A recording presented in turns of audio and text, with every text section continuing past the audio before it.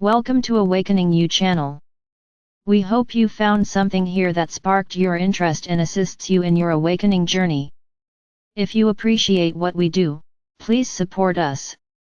Thank you. This message was given as a private channel for a client, who asked why she felt so separate, despite all the spiritual work that she had done. The channel is reproduced with her permission. We do think that your question is a good one. We know that many people struggle with the same feelings of separation and alienation, and so we will try to answer your question in general terms and on the more personal level. Let us begin by saying that the awareness of separation and individuality is not in itself a bad thing. This may sound strange to you, since much of what is taught today is about the apparent need to remember that all is one. This is true. But we will say, further, that the essence of all creation is an awareness of separation and individuality that leads or returns one to the whole or the one. In other words, a mature or master being is not one that disappears into the one, for that is in effect the process of death. In life, in the process of individuation, the master soul, or master of light as we like to call them, would hold an awareness of both, the individual and the one.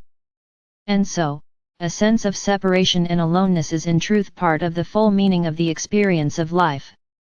We feel that only when humans begin to understand this and accept this and become happy with this, that they will cease to resist it and it will become far easier to deal with. Of course, at this point in human history, the sense of aloneness and alienation is intense, for people have indeed forgotten how to create communities and flow the light of source amongst themselves that will assist them to feel that despite their separation, they are still part of a community that is an organic whole.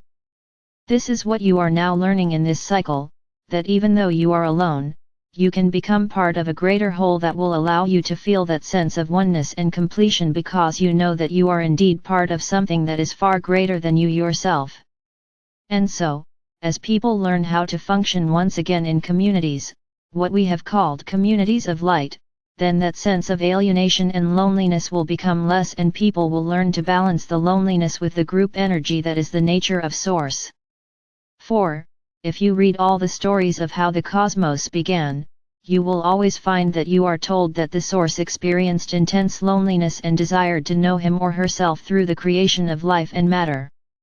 And, because all life in the cosmos springs from that source energy, the feeling of loneliness and the desire to explore the self through your creations and your relationships with others is intense and a part of who you are.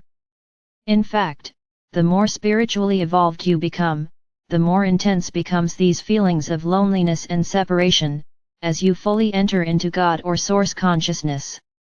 Now, most evolved beings have taken the next step into bliss and allowed themselves to be at one with the One in its state of unity and completeness.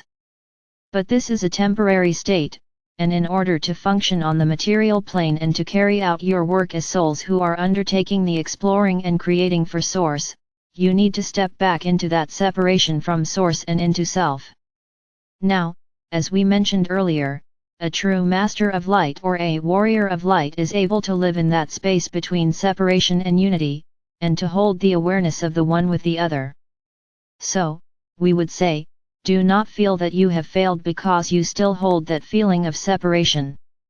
While you are in a material body, it will always be there to some extent. But, if you can cultivate and hold also a sense of the one, the knowledge that the one is always there and may be experienced in parallel with the sense of the individual, then you will understand the true nature of the challenge of material life. And, as we have said, the closer you become to God or Source consciousness, the more intense the aloneness will become. For it is at the moment of intense aloneness that the Source moved into the act of creation and brought forth life. So, in your own role as emissaries of the Source or Creator, it is your own God or Source energy that is being felt as aloneness and separation, and that will motivate you to create and relate with others in the ongoing dance of life that is the Source's way of releasing its aloneness and exploring the full potential of its being as a creator. And, we would say, that the whole purpose of your spiritual evolution as souls is to reach a point within that consciousness when the two may be held as one completely.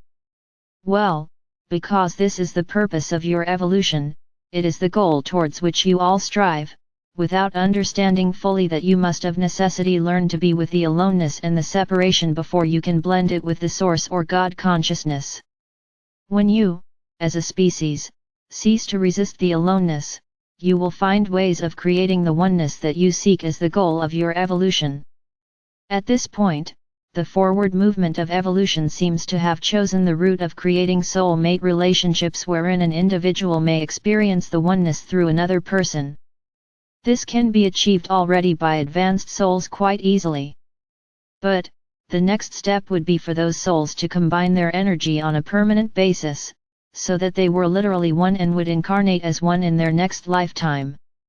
In this process, gradually the fragments of souls that have become multitude in the explorations of Source would begin once again to blend and come together, and over a process of millions of years, all energy would once again return to Source with great joy, having learned all there was to know about separation and oneness. But for now, you are still in the process of learning and exploring, and you are still learning how to hold your aloneness in balance with the sense of fullness that comes from the unity with the One. And you are learning to do this as a species so that eventually you might all ascend into the light of Source as one. But, as we have said, this is many millions of years in the future, and for now there is much work and play as you explore the cycles of existence and what might be and what could be created. This present cycle of ascension is about becoming a master of light so that you may hold the awareness of separation with the awareness of the One and combine them into the mastery of the warrior of light. It is only with this balanced sense of I and we that you can create a peaceful and loving society that balances the needs of the individual with the needs of the group or community.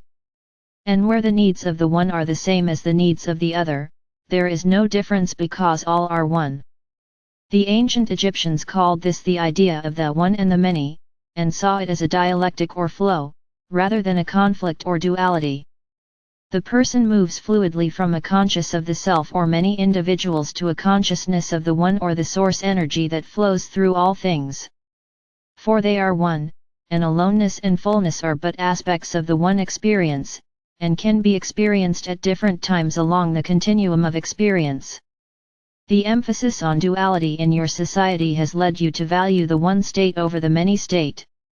It is only when you can hold them in balance on that continuum of experience called life that you will fully experience the richness and diversity that is life on planet Earth.